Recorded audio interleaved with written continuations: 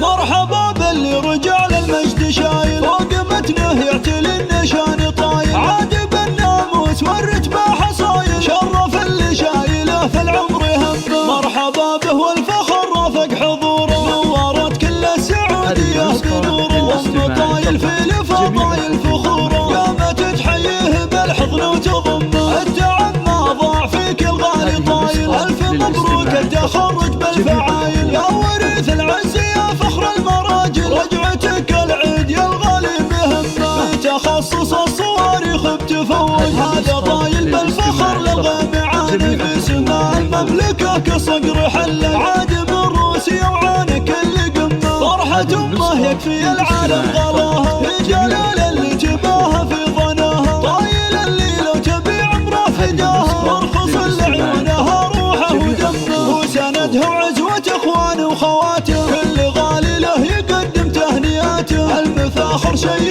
رسمي في حياته طايل اللي يثبت القول ويتمه وحنين اخته فيه تتباهى وتفخر سلمان وعبد الرحمن متباهين اكثر ميلاد امها لها الريحان تنثر والغلا بين الاهل يزاد حجمه والكويك برموز المجد واهله صيتهم فوق السما كل يدله مجدكم تاريخي يشهد له سجله يذكر بالعز دوم بكل امه مرحبا باللي رجال المجد شايل فوق متنه يعتلي النشان طايل عاجب الناموس والرتبة حصايل شرف اللي شايله في العمر همه مرحبا به والفخر رافق حضوره نورت كل السعودية بنوره ام طايل في الفضايل فخوره قامت تحييه بالحضن وتضمه التعب ما ضاع فيك الغالي طايل الف مبروك التخرج بالفعايل يا وريث العز يا فخر المراجل رجعتك العيد يا الغالي بهمه بتخصص الصواريخ بتفوق هذا طايل بالفخر لغى معاني باسمه المملكه كصقر حله عادم الروسي وعانك اللي قمه فرحة امه يكفي العالم غلاها